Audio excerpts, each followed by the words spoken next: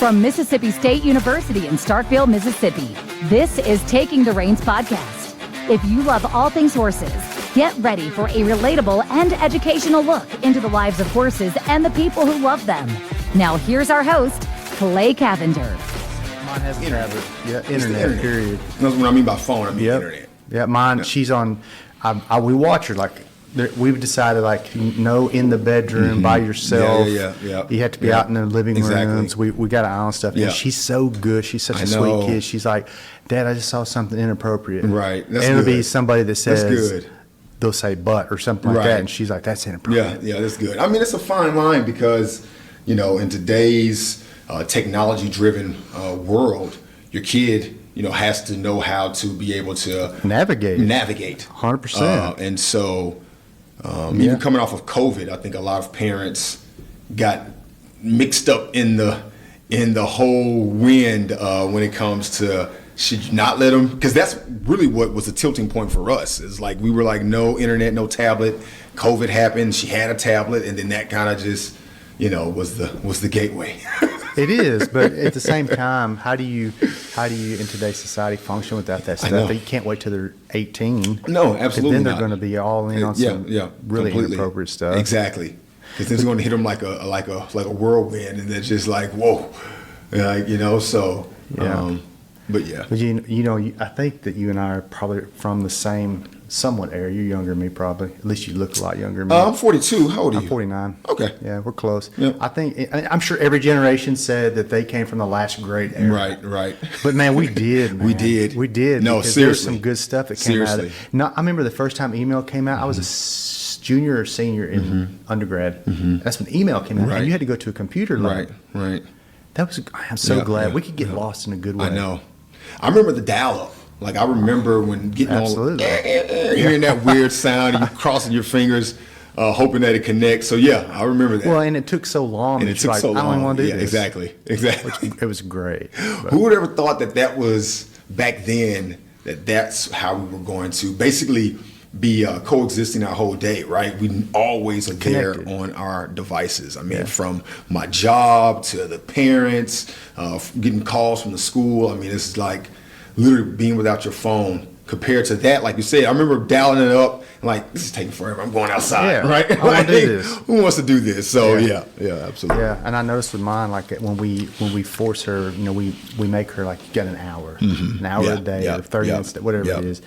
When it's over, we've set the boundaries. She doesn't argue. It's off. Oh, and that's then good. She turns into a kid. That's good. She's outside riding her bike. That's good. And I love that. That's good. There's nothing greater than seeing her sitting in the floor, combing her pony's tails. You know what I mean? Yeah. I love that. Yeah, that's see good. the creativity coming through. Has she started riding a horse yet? Oh yeah, she rides cool. and stuff. I don't push it. Yeah. You know what I mean? I just let her kind of. That's cool, man. Articulate. That's cool. Hey, listen, I think that the idea to have you on for the podcast is a good one because this is what's weird. I think that you'll probably agree with this. We meet people, I do anyway. Yep. I meet people, and I know within probably 30 seconds whether we've made a connection or not. Yep.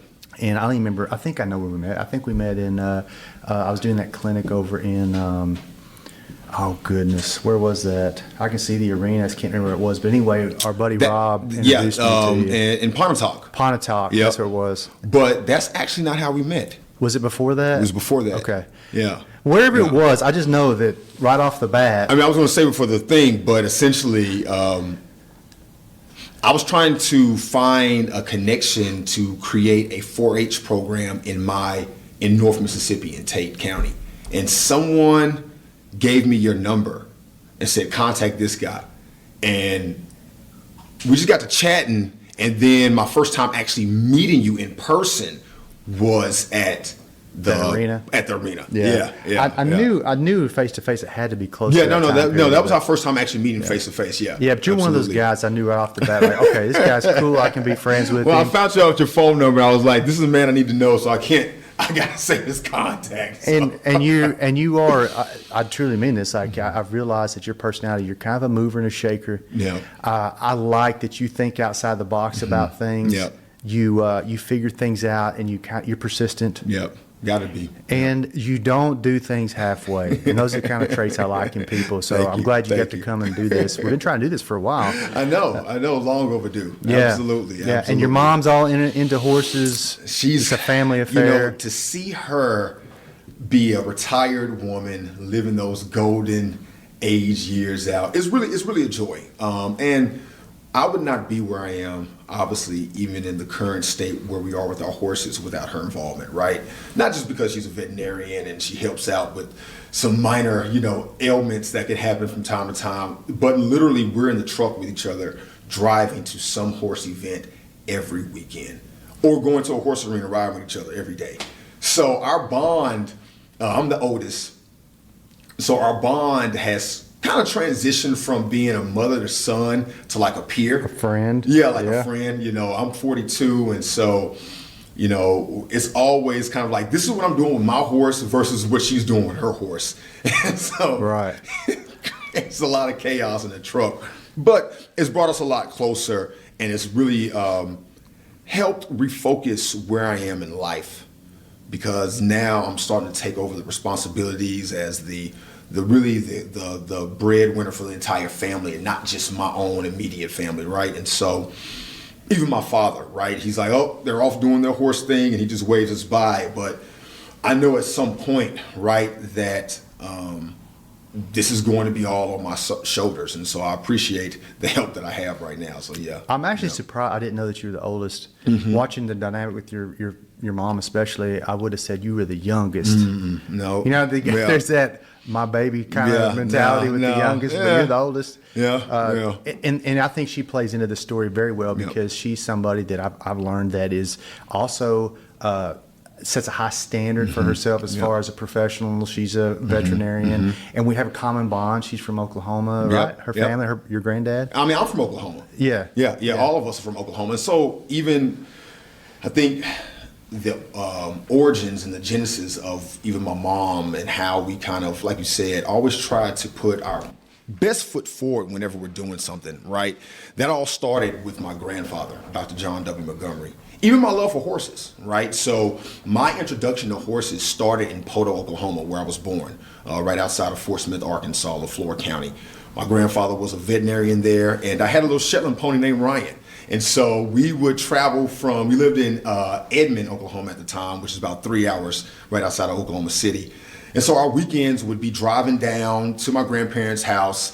And my grandfather was the most prototypical grandfather that you see like in a story magazine, right? I mean, he would stop what he's doing, have all these trailers there in the parking lot, there to see animals. As soon as I pull up, he's going to stop, go saddle up my horse. I mean, I think he showed me favoritism because I was his first grandchild, but I really thought my grandfather was a superhero. I thought he was Superman because he just was dibbling and dabbling in everything that I loved, right? He was a man of the people, and so that, I think, trickled down to my mom and then ultimately trickled down to me. Yeah, that's the kind of people I love in Oklahoma. I grew up about, hour and a half south of Poto. And that area of Oklahoma, people don't realize it's just a beautiful area. It's good gorgeous. Country people. Yep. It's a good area to be from. I think. Is. And how did the Mississippi tie in there? So, me and my wife got married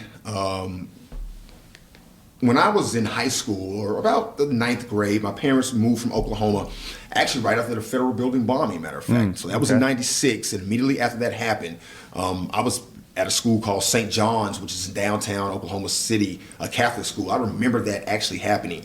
But fast forward to immediately after that, my dad, who's a physician, chose to move to Memphis because of occupational medicine, which was his specialty, right? And so we got to Memphis, graduated high school there, went to University of Alabama for college, met my wife, right? And then we moved around a little bit, moved to Arkansas and Detroit, but the Mississippi came into place once I really got burnt out. I was working for Hewlett Packard in Detroit, selling storage as a field rep. And it really got burnt out on corporate America, right? I was living downtown Detroit. My second daughter was born.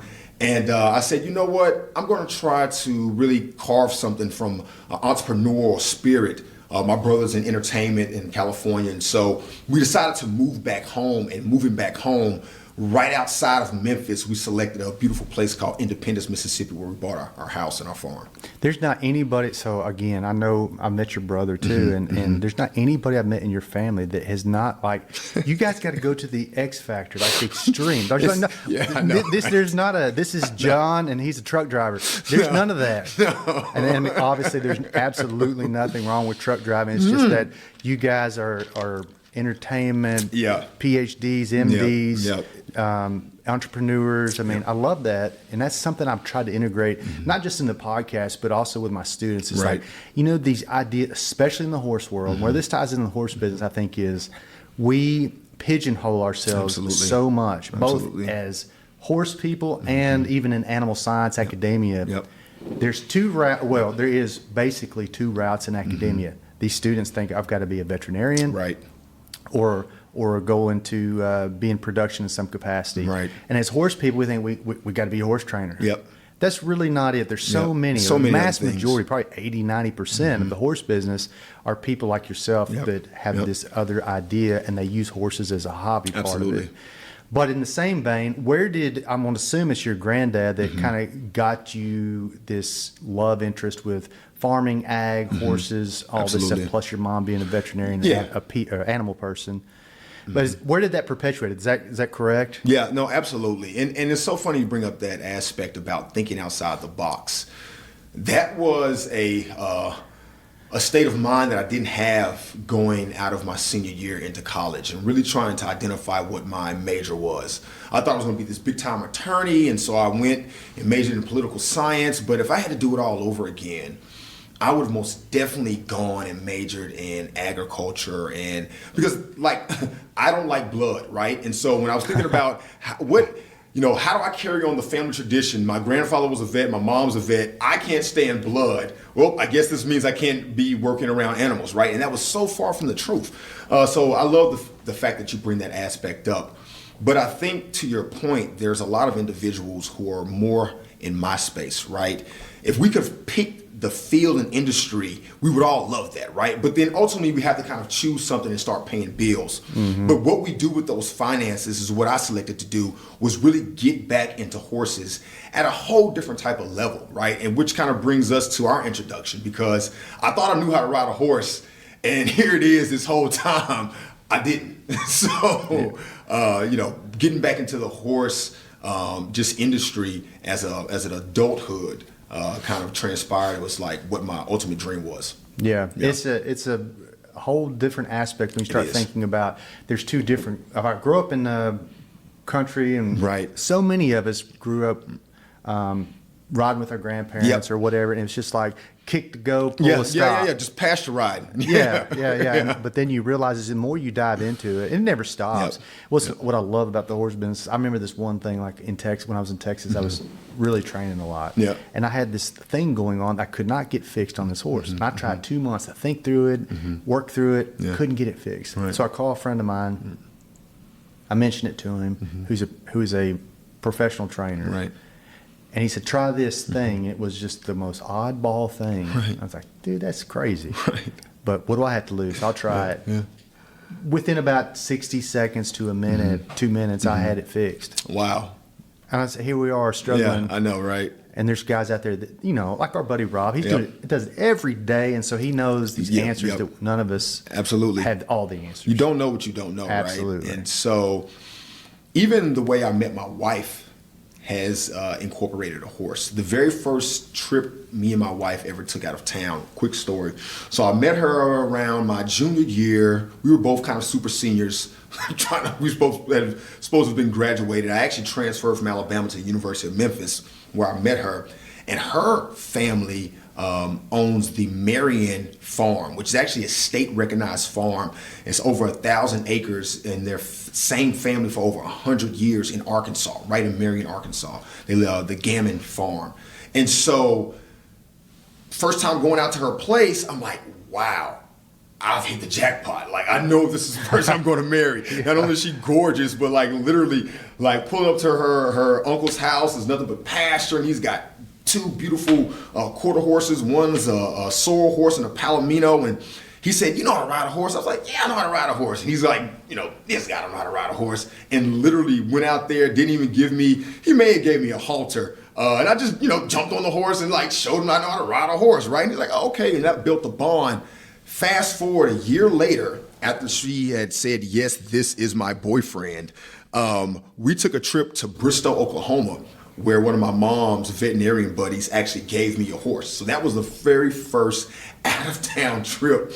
Crazy enough, we had a stock trailer with a 4x4 Jeep, like the square Jeeps. The Jeep was shorter than the trailer.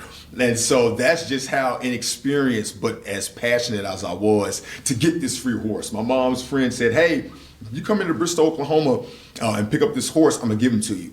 And I was literally at his doorsteps. You know me, you can't tell me that. I was at his doorsteps like the next day.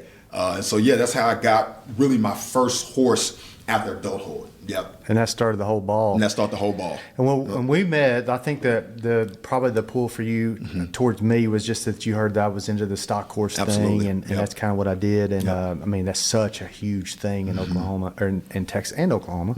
And when I got here from Texas, I remember there being a guy named Dickie Merriman. Okay. He was, I want to say he was from Alabama or Florida, maybe Peninsula Florida. I can't remember. But he approached me and asked me, I was still in the move, actually. I was on the transition. I wasn't even in Mississippi yet. Oh, wow. He asked me about, "Hey, I heard you're coming to Mississippi and you're into stock horse stuff. Can we get together and start discussing this stock horse Mississippi thing?" Wow. And so anyway, they had a big pull from Louisiana's got a big draw. Okay. North Florida's got a big draw. Yep. There was, I want to say there was two groups, like a Dixie, I think it was called Heart of Dixie stock horse group, and then another one, maybe, I can't remember, Southeast stock horse group. Okay, yeah. There's two of them. And they would have huge shows in North Florida, Southern Georgia, Alabama, and Louisiana, and they would skip Mississippi. Wow. And I think that Dickie got some of that going. Like they first started having their shows. There was a couple shows. I want to say the first one was done in Meridian. Sure. And then I don't know how that all kind of panned out. Dickie may just got where he wasn't into it as much. But then you came along. Yep. You kind of had the same idea as far as getting a stock horse group together. Yep. You knew the draw and the interest in the state. Yep. How did that go for you as far as you had this perpetuated in your eyes, in your mind, and how did you get it going? Wow. Never intended to really start a horse association. My intention was to get people who were interested in quarter horses. For one, in our region of North Mississippi and Memphis, a lot of people are into walking horses. And so there at our local parades, you kind of mix and mingle and find the other quarter horse people, right? And I never saw that till I came to Mississippi. Yeah. It's a huge gated It's group. huge. Yeah, it's huge. And so once I identified some other quarter horse folks, right? I had never worked a cow, was always interested in it, saw cutting. Around this time, some of the popularized TV shows like $1 Million Run and Yellowstone was starting to come on TV. And so I was like, man, this cutting stuff looks cool. And so I just wanted to get a lesson, right? I just wanted to say like, hey, I'm looking for someone to give me a lesson. Can I get 5 other individuals to come along with me? And didn't have a facility, didn't have an instructor, didn't even know anything about ordering and renting cows, right? And so that then led me down a path with one of my friends who I would love to spot out. Her name is Grace Sand Peoples, one of the best little local horse ladies there in North Mississippi. Me and her both started off and said, hey, let's kind of create this. Because at one time in Independence, in North Mississippi, there was kind of a big cutting community, as I was told. So I've only lived in that area going on now for about 7 years. But there were still some remnants of those individuals, people like Will Hancock, who was my neighbor. And so at that same time, my local saddle club called Independence Saddle Club was forming. So I actually got part of that one first, just to kind of see like how the organization kind of puts their logistics together and kind of comes together. And then I was like, okay, this is cool, but I think I can do this a little bit on a grander scale. And that's what made me want to reach out to you to get some advice. And how did that go as far as, I think I'm going to put words in your mouth. You can correct me if I'm wrong. I think the beauty of the stock horse associations when the SHOT, Stock Horse of Texas, was probably the first entity that I'm aware of that kind of started this model. Sure. And where it came from was I think the people in the horse community see two avenues. We see the high end, the reining futurity, the cutting futurity. We see these high end horses that are for 90% of the people are out of reach. Completely. Like, I can't. Absolutely. Do that, I can't. And so we started these ideas of stock horse groups as a outlet for, we'll just call them the average Joe. Yeah, for sure. I mean, we all fall in that category. Right. Average guy that wanted to get out, wanted to learn more, wanted to do more with his horse. And so I think that was probably the appeal. Absolutely. From a personal level, but it attracts so many people. It was like a perfect timing, right? I think a lot of individuals were getting back into the Western culture. And when you do that, you have to identify, like, to what degree do you want to have your involvement, right? And so to your point, a lot of people don't have these high dollar reiners or cutters, right? And so what is the discipline? What is the avenue that I can kind of get into and show my horse? And so that's kind of what I wanted to do.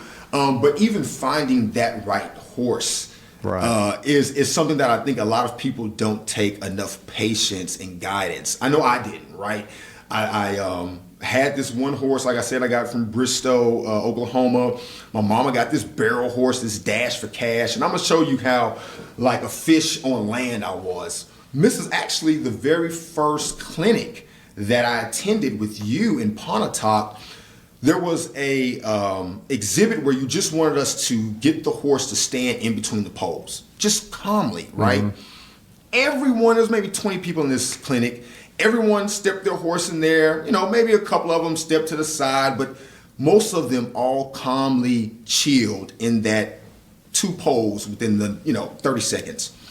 Here I am on my beautiful buckskin. She was gorgeous, but she was a Dash for Cash. Didn't even know what that meant, right? Didn't even understand that meant that she was a little bit more high-tempered than like your normal lazy loper type of horse, right? And so she would not stand still. It was the most embarrassing, but yet eye-opening experience for me, right? She would literally not stand still, and I just had to kind of like dismiss myself. And I look back to that, and that was not that long ago.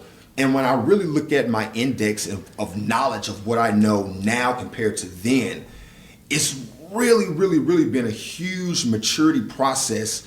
And it's really been to the help of people like Mr. Berry there in Holly Springs, a Will Hancock, yourself, right? And that's the beautiful thing about North Mississippi. Once someone identifies, hey, or the horse community, this is what our passion and our common goals are, they're willing to share the wealth. And yeah, I've been that much better because of it. You know, something that I've always thought is a weird concept is when people say, you can talk to anybody, a trainer or horse enthusiast, whatever, and they say, hey, why don't you come ride with me? Right. You know, we say that all the time. Hey, anytime you want, come ride with me or whatever. I always thought that was a weird statement because I don't know what that means. Like, I'm on my horse.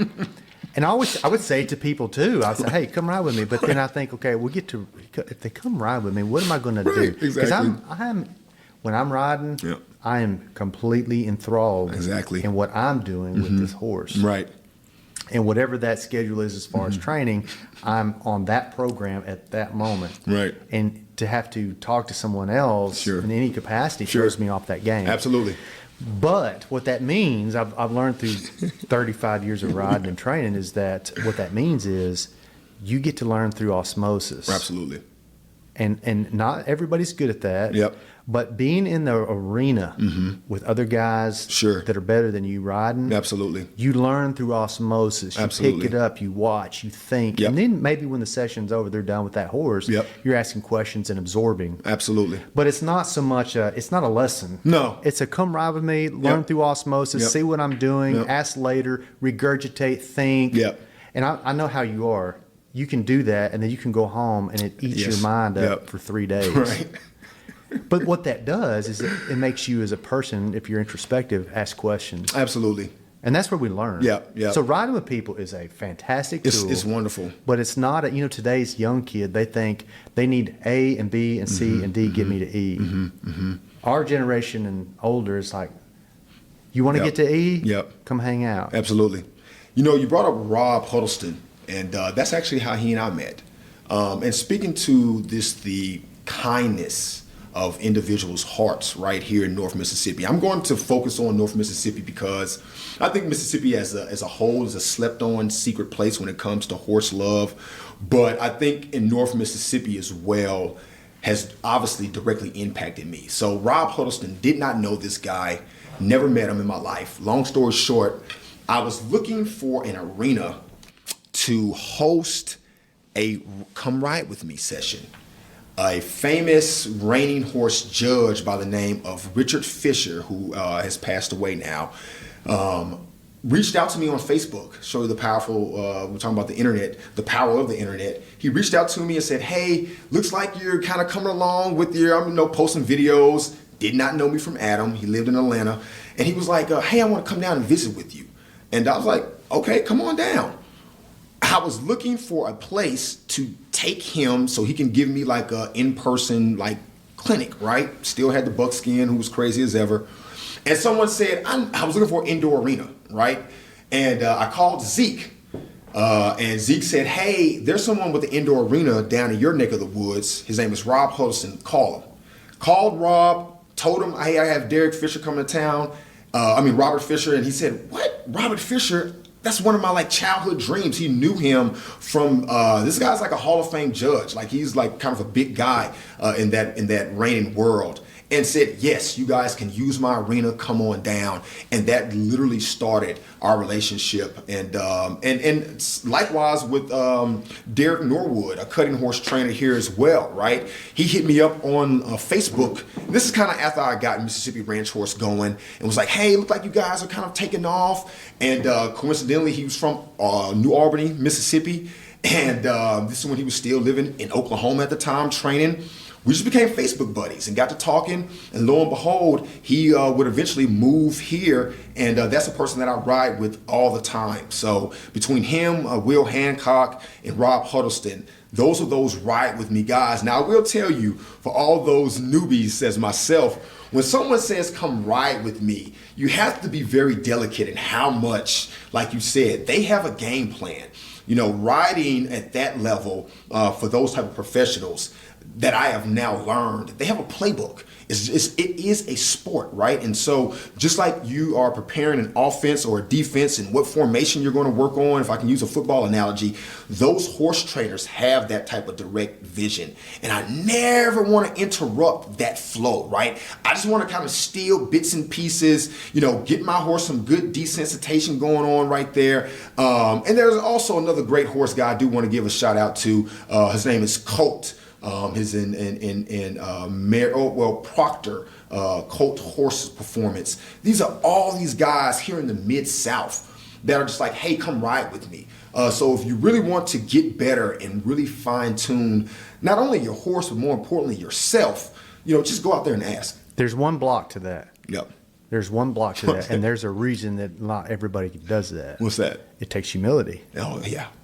No matter, I hear it all the time, we like to define ourselves as horsemen. Right. There are degrees. That's absolutely. Yeah. And what I like is that I want to encapsulate myself with guys, especially when I was in Texas. It's like I encapsulate myself with guys that are way more advanced absolutely. than me.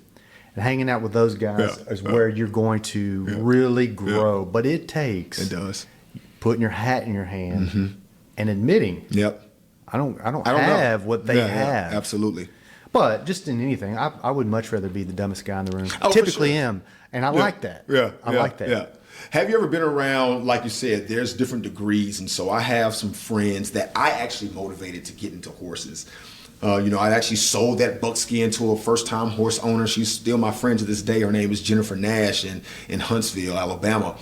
And so then now you're like the big fish, right, to them. Right. And so whenever you start to kind of poke your chest out, that's when your horse humbles you. Right. And so I can remember times where they've been at the arena watching me and I'm trying to show the horse, oh, I've done this a million times. Right. And this one moment, of course, your horse humbles you. And so I think, having that humility is part of being a horse owner. 100%. Yeah. I remember vividly, I was probably 33, 34, somewhere in that ballpark. And I decided I wanted to really learn how to handle cattle. Sure.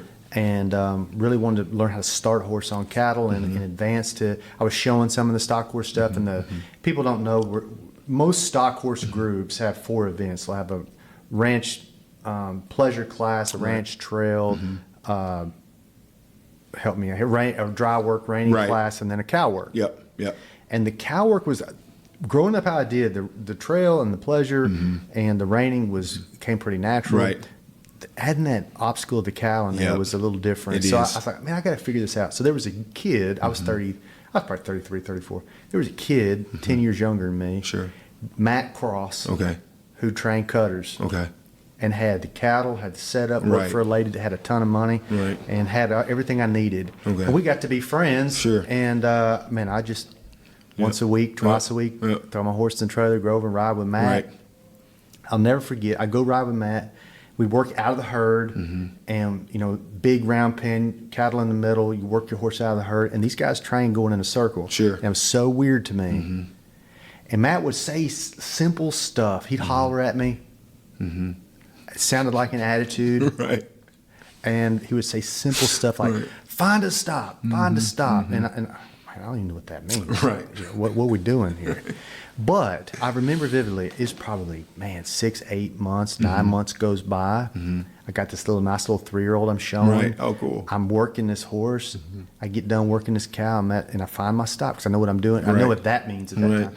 I got done, and Matt says, you just worked your first cow. Wow. That's all that time. I said, what? He's like, man, you just worked your first cow. That's that awesome. was a nice work. Right. I thought, okay, it took me 9 months to get to this point. But that was that part of that humility. I could have got my ego in the way and like, who's this 25-year-old kid think he is? I don't know how to train horses. Right. And not come back. But then I would have lost out on knowledge. I would have lost out on working free cattle. He never charged me to go out and work cows. But I was riding with him. Let me ask you a question. In that very moment, was there some type of sensation that went through your body that you had a different feel? You always hear about people talk about that feel, that right feel. And it's hard to describe depending on what you're doing, but when you do kind of hit that jackpot and you feel it, the horse feels it, I'm sure you experienced that at that moment, 100%. Right? So it's like, I think about guys that shoot rifles. Right. All right, I can shoot a rifle. Yeah. I can point it. I can get it loaded. And I can pull the trigger. Right. All right. But and it looks just like what they're doing. But those guys have got such a fine grasp and touch on the trigger. That they know just the point of breakover to get the reaction they want out of that rifle. They know how to breathe. They know how to hold it. They know how to be delicate with it. And that is the instinct you have to have with a horse, because people say stuff like, did you feel that through your seat? Right. And most people are like, I don't know what you're talking about. Right, yeah. But when you start to fine-tune something over and over and over, there's a book, you've probably read it. If you haven't, I know you'll read it. It's called The Outliers. Okay, no, I haven't read that. The Outliers, I can't remember everything of it. It's been probably 15 years since I read it. But the few things I do remember is one thing he makes a claim in is that to be proficient or excellent at anything, you have to spend 10,000 hours. Yeah, I most definitely heard that before. Okay, now you start doing the math on 10,000 hours. Right.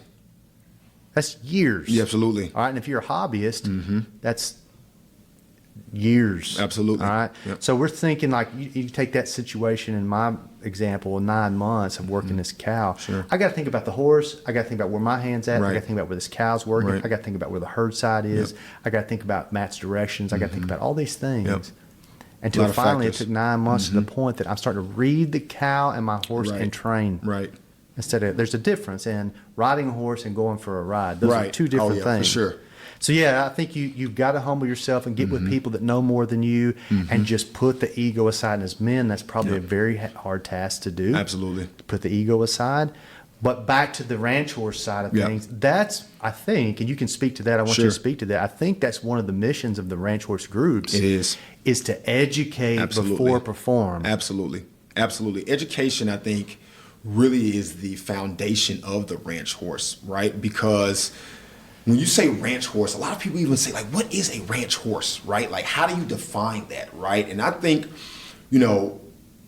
all the different classes, all the different things that you can do, you went through them, like the trail, the reining pattern, the rail work, as well as the cow work.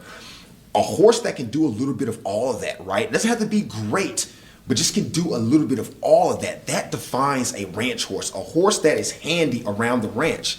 And I think that the reason why ranch versatility has really been so popular and continues to grow is because people can work on that at home, right? Like, I may not have cattle, I may not have a flag, but I can get out here and I can pull this log around. I can step over these poles, right? And I think that setting yourself up for that is something that I'm really just finding that that's an investment. And you really have to kind of ask yourself and look and take a look in the mirror, right, to see like, hey, this passion that I'm pursuing, am I really like getting the most out of it? Because the dollars start to add up, right? Like the type of horse I have now is nothing like the type of horse I had back when Mississippi Ranch Horse kind of first got it started. And so having what's quote unquote a show horse, like what does that even mean? Like what type of involvement, what type of maintenance and care does that take place? How does that impact your life? You know, you can't go, if it's boarding up at your house, you can't go out of town for, 5 days without, checking on the horse or having someone there. And so making those life adjustments is something that I'm finding really takes some thought and takes some planning if you're trying to compete at this type of level, which is my ultimate goal.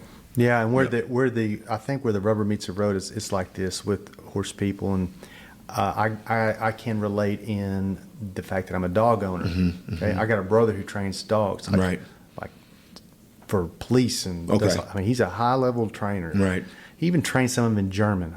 He's serious about it. So I got this little dog, and I'm asking him, like, okay, this dog is doing this thing I don't like. How do I do this? He's like, he told me just a couple weeks ago. He said, you have to do this every day. Sure. And then even when they get trained, you have to revisit this. It's like an ongoing process. And I thought that when he said that is how I've always felt with horse people. Yep.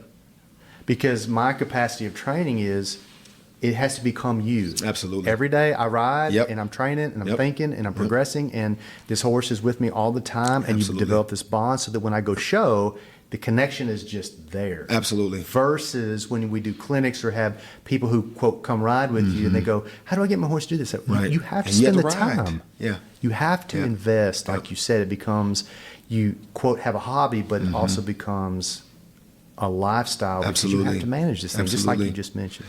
I did not know that until I actually heard you say that at the clinic in Pontotoc, to ride every day. And here I was thinking, I was riding enough, but having 6 horses, which was what I had at the time, kind of managing that with the family, you'd think like, hey, riding around in the pasture, which that's fine, right?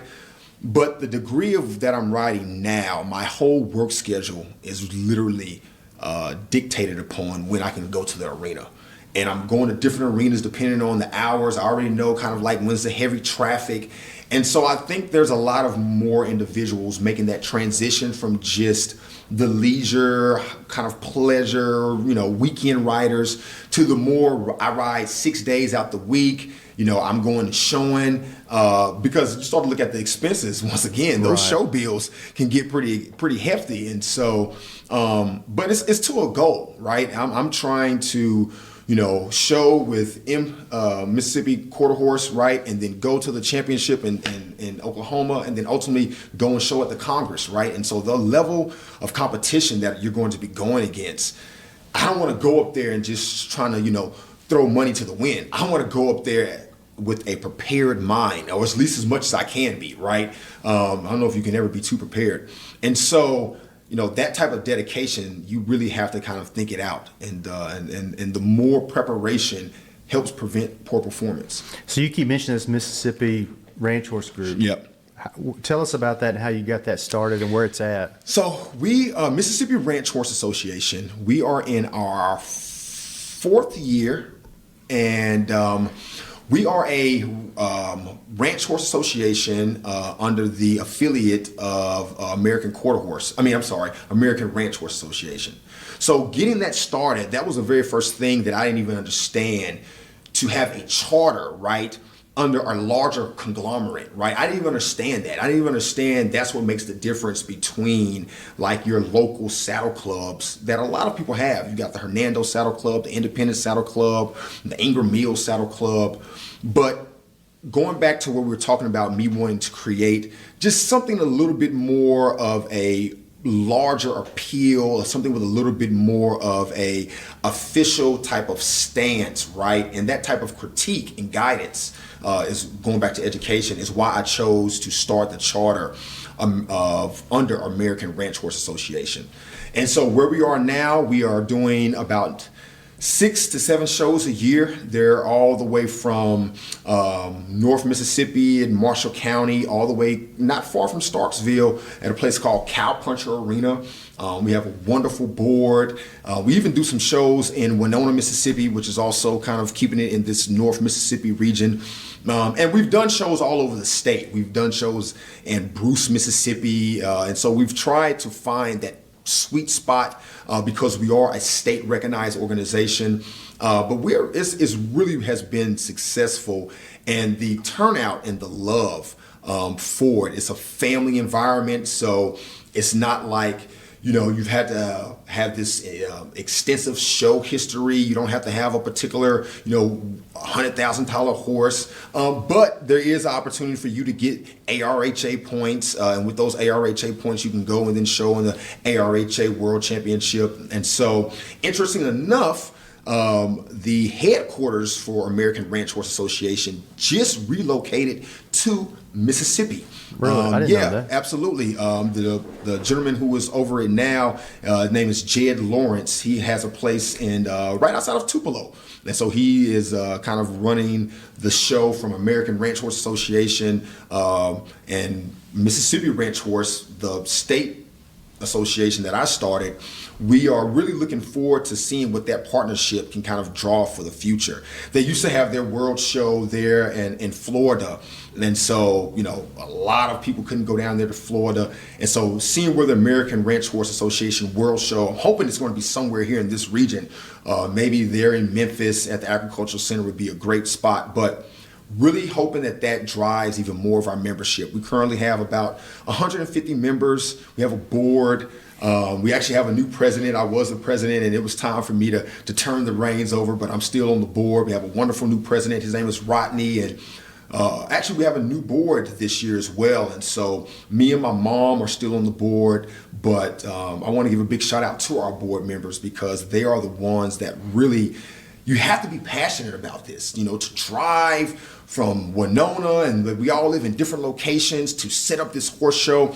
And so the way our horse shows are structured, we do non-cow classes on Saturday. The show starts around 9 o'clock, and we're there from about 9. That's when your trail classes and your rail classes and reining and horsemanship classes take place. So from about 9 to about 4, and then the cow classes are that next day on Sunday. And so that's a whole weekend commitment that people aren't being paid. This is, you know, purely, you know, between our sponsors, right, which is a very huge, is the bloodline for the organization. We wouldn't be able to have, you know, our shows without our sponsorships, which are all local business owners, which are really big. One from out of Oklahoma as well. But it's really been a humongous undertaking, but it's also been a huge labor of love. And everybody's got day jobs. Yeah, everybody has day jobs. Families. Right, except my mom. She's retired. But mostly than that, everyone has day jobs. And, you know, to go through organizing, you know, you just think like, hey, I'm going to get people together. We show up to this arena. I rented the cows. That's it, right? Absolutely not, right? You have to worry about, you know, having the shavings, right? The most major thing that we have to undergo is getting the ARHA sanctioned judge. And we have to fly those judges in, pay for their room and board, also a show scribe, the end of the year awards, you know, awards that we give out there. The moment is we are a very family focused association. And so our new wonderful fun, and she's like our event coordinator. Her name is Miss Stacy.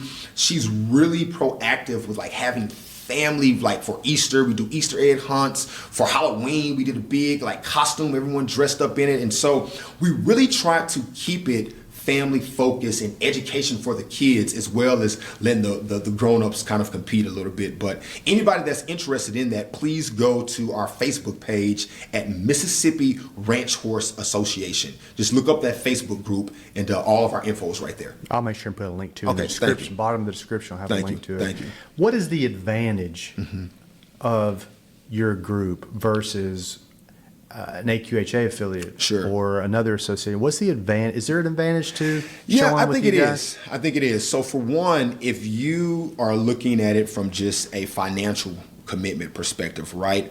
We have, and I brag when I say this, we literally have the cheapest cow class fees literally in the state. And I challenge anyone to send us a direct message if there's some cow classes somewhere else, and we'll price match that, because we want people from all different walks of life to get that type of exposure, right? So that's one, having the cow classes at a very economical cost. The second thing is being able to put yourself in the atmosphere from those that are trying to learn just like yourself, right? Steel sharpens steel. We all know that saying. And so people are at all different degrees of riding experiences with Mississippi Ranch Horse compared to, like I showed with Mississippi Quarter Horse Association. Great association. I love that association. But when you go to their shows, you have to be ready and prepared. Like, their shows are a little bit more, I wouldn't say more stressful, that's too strong of a word, but they're a little bit more rigorous, right? They're a little bit like, there's a lot adding and riding for that. For our ARHA shows, we have our ARHA points and classes, and then we just have our MRHA. And so for the MRHA, those are a lot more, yes, we still have a judge, and he's going to judge you based off the ARHA guidelines, but it's a lot more, hey, what am I supposed to do? You can ask someone, and someone's going to always tell you. Or, hey, you know what? I've never done this before. Like, can I go last? Yeah, you can go last. It's way much more of a relaxed, welcoming environment, and we want to try to keep it that way.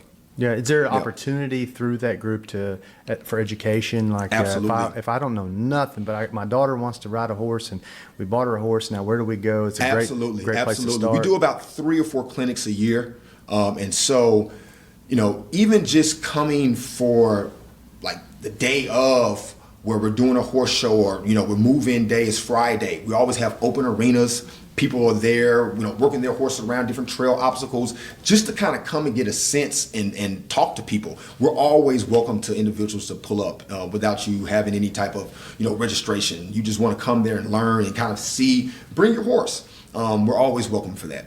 So the education combined with it's economically feasible for a starter place for sure, and gives the competitor maybe something to ascertain too. Absolutely. The next step is this. Absolutely. And be around like-minded people. Those are all great attributes. Absolutely. So with your board and you and everybody involved, what's the future hold? What's the next step? Is there one? Is it? We are. You know what? We've had about 2 different boards throughout our existence, and I say, me and my mom, we were the nucleus, right? This board that we currently have, it took us a while to kind of get the right individuals, and I have nothing but love to our previous board members. They all just had life going on. It's hard to have people, commit to being here at these horse shows. So to find the right person, it takes the right person with that type of time and access. And so we just want to continue to grow. I think that was one of the reasons why I think it was important for me to turn over my president role to the new president, because we're all about new ideas, bringing new passion in. You have to keep that fire burning bright. And so, I think for us, we want to continue to be the example of what ARHA looks like in the state of Mississippi, and hopefully grow to the point where we can have like an equivalent of a world show that we kind of partner up with ARHA and host it here at the Agriculture Center. Like, for us to kind of take on that responsibility is something that I know my board members are like, oh, here we go. But it's something that hopefully we can grow to and mature to. Absolutely. Probably not a bad idea when you got rotating board members, because sure. more people want to be involved if they know that's not a man, they're going to tie me to this for No, 40 absolutely, years. absolutely. Yeah. No, and I think that you have to give people the autonomy to make their own decisions to be involved with this type of stuff, right? Because if you're twisting their arm, no one is getting paid. You don't like to volunteer and put up banners or put out stall shavings with someone with a bad attitude, right? And so keeping, just new blood, and then we're really pushing a focus on our youth. I think that's very important that I would love to call out once again, our youth coordinator and event coordinator, Stacy. Our youth, MRHA started off with a bunch of adults. I think when you came to some of our classes, a bunch of just new adults getting back into horses. But now at our last show, we kind of have broken up. And that's another thing about putting on a horse show. Finding the right flow of the show bill is something that people just kind of maybe look past, but it is such a pivotal point in having a successful show and for everyone enjoying themselves, right? So we've selected now to kind of do the kid classes first. That way you don't have adults and then kids on horses waiting around for the adults to show, so all the parents can focus on their kids showing, do a break, and then the parents come show. And so, but I bring that aspect up to say this last show that we had, there were over 40 or 50 kid entries. I mean, the kids actually outweigh the adults. And so that's kind of how we want to keep it. We want to keep investing in our youth, get them this type of exposure. And that's kind of what's driving everyone. And so in 2026, how many shows will you have? We're having 6 shows. Okay. Yep, 6 shows. They're all going to basically primarily be in Holly Springs, starting the year off. We're doing 1 show there. We're doing most of our shows in Winona, Mississippi, and then one other show in Cowpuncher. So still keeping it right there. And all those dates have already been posted on our Facebook group. And what about the person that's saying, you know what, I do like to show in the ranch trail, but I'm not comfortable, or I'm not going to show cattle because I don't know what I'm doing. Can you still come show? Absolutely. Absolutely. I mean, there is so many first-time showers that come to our shows, and we love it. Not only just never showing with Mississippi Ranch Horse or ARHA, but from different states, right? Just to kind of, hey, we have people coming from North Texas, Louisville, Louisiana, Alabama. And so it's always kind of intimidating when you go to these shows for the first time, even if you've shown before at some other place, right? You don't know the individuals, how's the parking logistic. We want you to feel like you are part of the family when you come show with Mississippi Ranch Horse. So any person you can ask, whether they're a board member or not, right?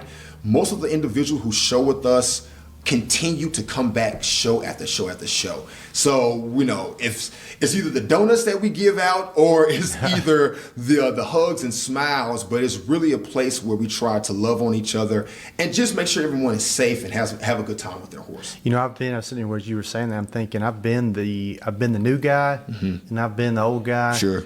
I remember vividly. I was really involved in some stock horse groups in Texas, and I was showing a lot every weekend. So you get your little clique, sure. right? You just people absolutely. you know. Well, I remember so clearly there was a guy that shows up, and he gets out, he gets his horse tacked up, and his boots were brand new. His saddle was brand new. Right. His trailer was brand new. Right. And I could tell by the look on his face he didn't have a clue what he was doing. But you know what? It's real easy just to bypass that guy and not say nothing. And Absolutely. But I didn't. I went over there and talked to Good. him. And That's awesome. He wound up, that was 20 years ago. He's still showing today in Texas and is involved. Involved. There's those people out there. So even though your group that, hey, we go every weekend. Yep. Look for those new guys. Look for those new guys, yeah. And talk about the advantage of just going to horse shows, period, right? It's those little subtlety things that you learn outside of the horse arena that will impact you. For example, the length of your stirrups. Someone's like, hey man, you might want to raise those. Don't be too, once again, bold, right, and too prideful to accept that guidance. Someone told me that at the last horse show, and I've been riding this whole time, and it's made the world of difference, right? Lifting my stirrups up some. Or, hey, you know what? Even the way that you tie your horse up. right? I'm trying to name some simple things that at horse shows, you just get to see various ways of how people kind of handle and manage their horse on a day-to-day basis, that I think that type of education is crucial, but there's no rule book for it. You know, one we need, I'm sitting here thinking, we need a video on. Yep. But you said simple, but yet everyone needs to know. Yep. And that is warm-up pen etiquette. Absolutely. Yes. You can get mobbed in the warm-up pen by people going their own way. Exactly. People going the opposite way. Man. Yeah, finding the right time to lunge your horse, because that's something, right, where you have people in there, they're already riding, you have to lunge your horse, there's really not an outdoor warm-up area. Like, where do you go in that arena, right, to kind of not be in the way? And so I think that comes with traveling, getting out, right? Not being afraid to kind of get outside of your comfort zone. But paying attention. Yeah. Going into it and always keeping safety. I think that's something that a lot of people, we get so relaxed. I do it. We're with these animals every day. We forget that these are 1,200-pound animals that literally, if they wanted to, could change the whole structure of this relationship, right? Between me holding this lead rope and them standing still.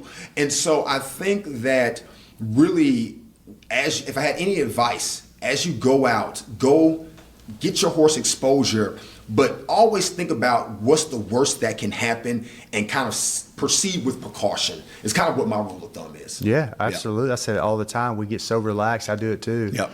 But these things don't have to do what we ask them to do. No, they don't. They just choose to. Exactly. And that's I appreciate that they do that. That's the beautiful thing about it. Absolutely. Yeah, so I agree. I think that's a place that I always saw stock horse groups thrive in is the education and the camaraderie, friendship. And so I would just keep encouraging people that come back, like really put an emphasis on the fact that hey, look for those guys that are brand new. And it's so easy, when somebody doesn't conform, right, to say, man, did you see what they were wearing? Yeah.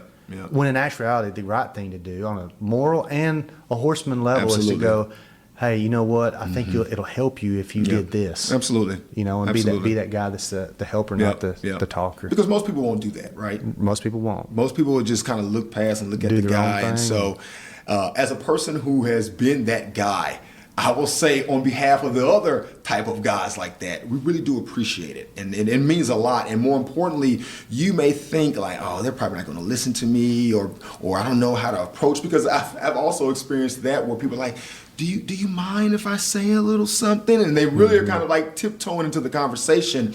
And so I'm very respectful of that, but know that information for the most part will be retained and will be applied. So please, when you see someone out there, lend a helping hand. Yeah, that's the way our association is going to grow, isn't it? We'll probably turn a lot of people off when they go, man, that was stressful and I didn't fit in and I didn't do well. No one said anything to me. Exactly. Exactly. That can be very stressful. And I think that is one of the beautiful things about the horse community, right?